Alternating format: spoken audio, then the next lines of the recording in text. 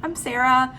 I'm back. I forgot to make YouTube videos for quite a while. I've just been busy and stuff's been going on, but some of that stuff that's been going on is related to what I've been doing on my channel and having a baby on my own.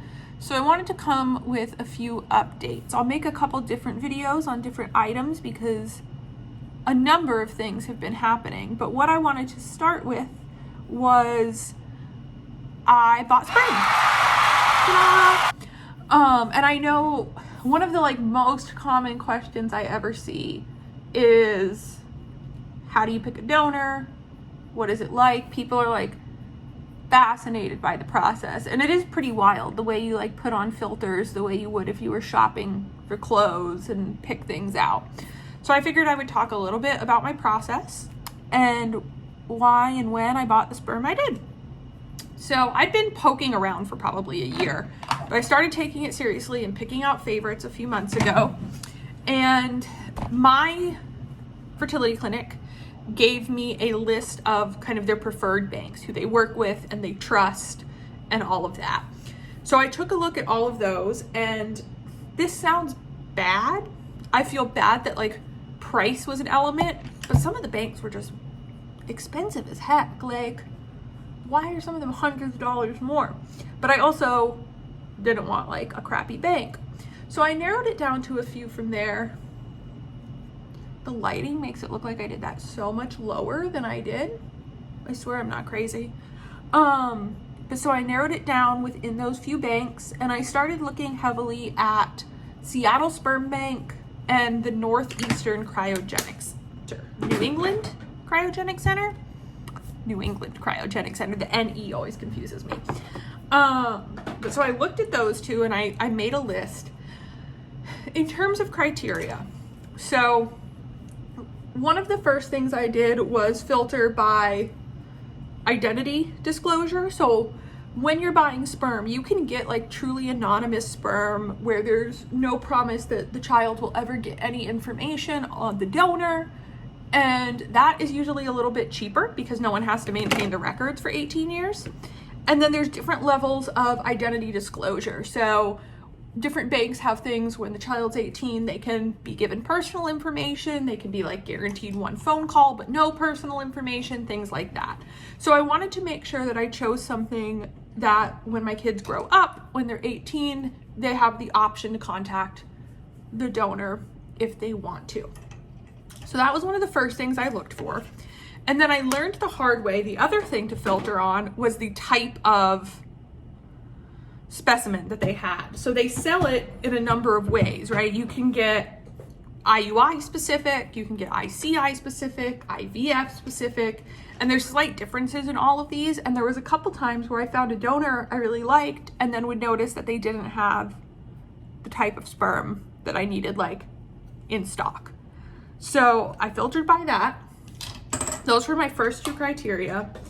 Then there was medical stuff. So I tested CMV positive, which sounds bad, but is actually really good because it means that I can have a donor who's positive or negative. I already have CMV antibodies and am not at risk of passing it on. So I didn't have to worry about that. My genetic carrier test did come back positive for two things. So I checked anyone that had the genetic test done. I did just double check to make sure they didn't have those same two things, and they didn't. And then those were the main kind of rule them out criteria, right? I had initially looked primarily at Jewish donors. So I am mostly Jewish. I'm 70% Jewish. But I wasn't super attached. It just was what I was looking at. I did filter on race, and this is a thing, I could probably do a whole video about this, where I feel like a bad person when I say I filtered to only look at white donors. That makes me feel like I'm being racist or something. But it's very much not because I'm against having a child of another race or I would care or anything like that. It's that it just doesn't seem right to me, for me as a single white woman, to purposely have a child of another race when I can't connect them to that culture well. It just felt off to me. And additionally, I have friends who have used sperm donors of other races and struggled to find donors because there's often less available sperm, especially for like Black men I know. And so I don't want to be someone taking up that sperm when that's not my own culture. So I did filter by race for them to be white. I did filter sometimes for them to be Jewish. And I came up with a top 5. So I had my top 5 donors. I made a PowerPoint because I'm cool. And that's a thing that I do, is I made a PowerPoint. And each person got a slide. So it had their baby picture were available. One of them didn't have a baby picture available, but they said in their profile that as a baby they looked like Macaulay Culkin. So I just put a picture of Macaulay Culkin. And I listed a few things. So I listed generic qualities like hair and eye color, height, ethnicity, all of that. And none of that was like make or break stuff for me. I did have a couple of slight preferences, I guess. Like I noticed that if someone was really short, I kind of ruled them out, which made me feel bad. I don't know. I don't want to like discriminate against short men. That's not what I mean to do, but that's what I did. Hair, my hair is brown. Pretty much everyone in my family's hair is brown.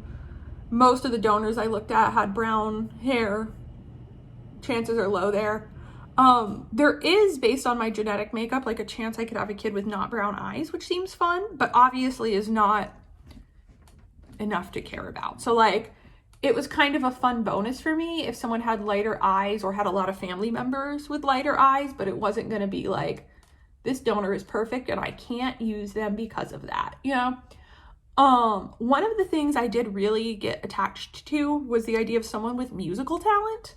I have literally no musical talent. Like I cannot sing, I cannot play an instrument. I literally can't even clap along like on beat with a song. It's truly pathetic and sad.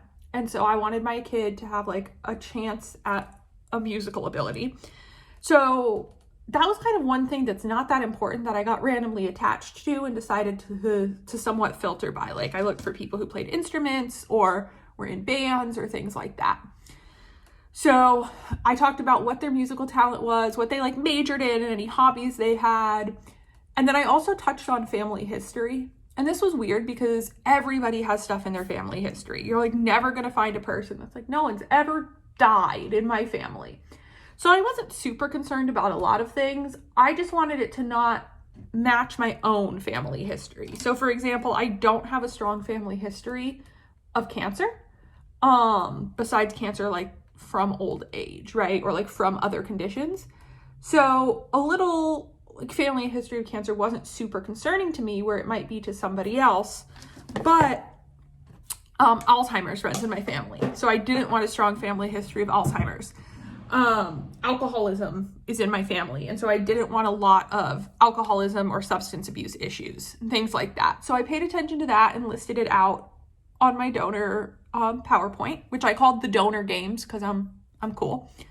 I then shared it with a bunch of people. Most people in my life know this is something I'm pursuing, and I'm not good at operating without validation.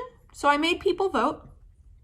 From the voting, there was a clear winner. So there was a donor number 3 was like a clear winner. Everybody loved this man, and he was great. The only thing that made me hesitate was not like he was kind of short. But that was really it.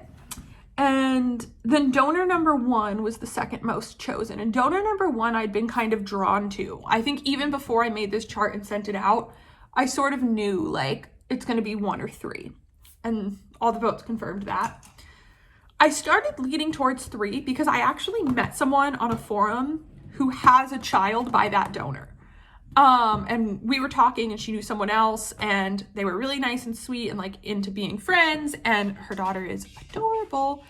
The people she knew all had girls, which I love because I would love a girl secretly, unless you're my son and you're watching this in the future and then all I ever wanted was a boy.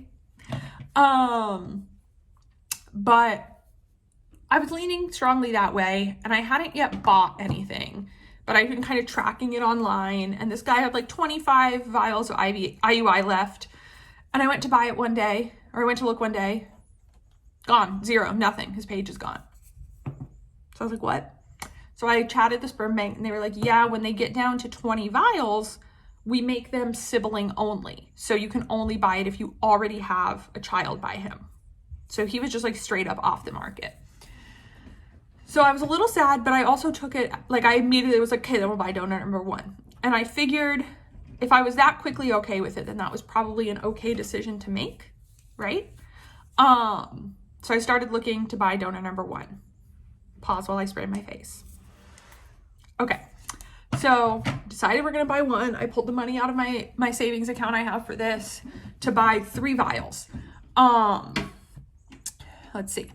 So I was gonna buy 3. My doctor recommends 2 to 4, and they sort of say that after 3 failed IUIs, they would evaluate other options for me. So I figured 3 was the right number to buy. So I bought that, and then, well, I didn't buy that. I called to buy that because at this bank you call in, and that's how you purchase it. So I called and I told them, I want to buy donor number XYZ, blah, blah. And the woman says, oh, do you want to do the buy one, get one free? And I was like, this is some sort of prank. Like, I didn't understand. I asked a bunch of weird questions. I was like, is it just this donor? Like, is he on sale? Is there something wrong? Like, why is everything buy one, get one free? And she was like, no, that's just cool.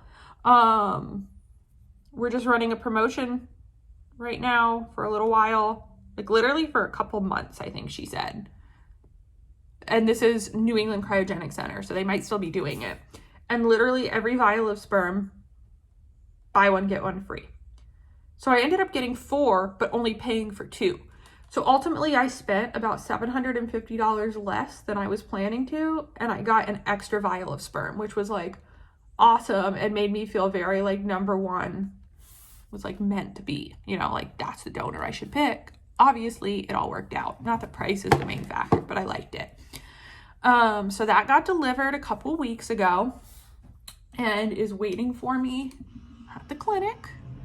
So I have sperm now, and it's crazy. People ask, they're like, oh, when are you looking? And I'm like, nope, I already bought it. I got input from like the people I trust and care about. And there are a couple things about number 1 that even people who preferred another one, like, admitted are nice. So like one really fun thing that I think is cute is the donor profile on that site asks the question, if you could have lunch or dinner or whatever with like one famous man and woman, who would they be? And for his woman answer, he said Grace Slick, the singer from Jefferson Airplane, who was actually friends with my dad. So I have an old letter of recommendation she wrote my dad for work. And I thought that was like a fun little connection. He also seems kind of pretentious in the way I would definitely find attractive, where he's like, I think he used the word oneness. What is oneness? But in a way I sadly find attractive. So I felt like it was a good choice. He has red hair, love it. Is not Jewish, but that's okay. He is French and Scottish. 5'11", just overall liked his profile. So I feel really good about it. I also know that they could have sent me like some literal rando's sperm, and I wouldn't ultimately care, right? Once you have a kid, it's your kid. So anyway, spoiler alert for other videos, but they're gonna put that stuff in like September 5th is the plan. So it's currently August 27th. So we're looking at like a September 5th date. So I moved pretty quickly after I bought it. But that felt like a very like concrete big step. It's like I bought the sperm. So I wanted to come on and talk about that. I'll try and come back again, not in a month, to talk about the cycle okay, I need to stop trying to do this while I talk. The cycle I'm currently doing. Give me one moment, please, while I fix my eye. Okay, we're back. Where was I? So I'll update on the cycle I'm doing. We got sperm in the bank. I've got 4, so hopefully that can last me if I want to have, future children. I'll be able to store some of it. The storage fees aren't terrible at my clinic, I feel like, from some of the other ones that I've seen. So I'm happy to store that if I don't need all 4 and it works. If I do use all 4, I'll see if I want to like buy more right away or wait, because there is plenty at the bank currently. That's the other thing I thought was interesting that I was going to talk about. Is at first I had looked at one donor and I liked them, and I noticed that the sperm had been at the bank for like a really long time, And I know technically that doesn't matter. Like, cool. I love to look like a raccoon. That was what I was going for. Technically that doesn't matter. It's cryogenically frozen. It lasts forever, basically. But I don't know. It had been there like 20 something years. And so that meant that the donor was a lot older as well. So even like if my kid turned 18 and wanted to find them, they would be older. There'd be a higher chance something could have happened to them. I don't know. That just felt like a weird risk. But I was surprised to see how much of the sperm has been there a while. Like, I think the guy I ultimately ended up buying donated in like 2006. So it was not brand new, like fresh, but he was only like 10 years older than me. So I felt, what's this? What you do in ColourPop? But I felt like okay about that. I just want to carve out this one little corner that always lines in. And here. Just gonna do a full 90s situation. These break so easily.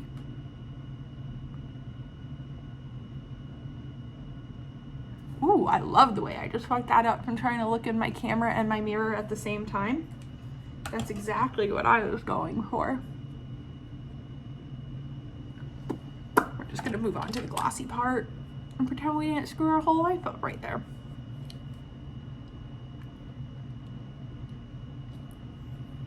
I'm literally going to like one store. I don't know why I care. But yeah. So, long story short, sperm is in the bank. Sperm's gonna be in me soon. I'm gonna try to make a video again sooner than a month from now. Thank you guys for still watching, and hopefully I will have a lot of updates soon.